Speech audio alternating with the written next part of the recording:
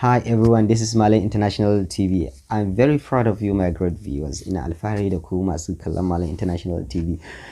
Today I'm going to talk about slipped out. Kalmar da zamu magana a yanzu ita ce slipped out. Na ce slipped out da Hausa yana nufin kubutar baki. To say something by accident. To reveal something by accident. To say something without really intending to say it. Ka ce wani abu ba tare da katsam dai kawai kubutar baki dai a Hausa a takaice kubutar baki shine slipped out.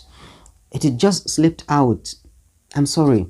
Kubutar baki ne kawai fa. Kai hakuri. Please, it is just a slipped out. I'm sorry. Please, it is just a slipped out. I'm sorry. Yesterday I was together with my friend in my house and my wife. We were talking about business. Yes, we were talking about business. When my friend just slipped out about my new girlfriend. Yes, je ina tare da abokina da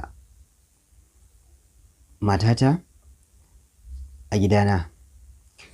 Katsam sai abokina ya kubutar baki ya magana sabuwar budurwata.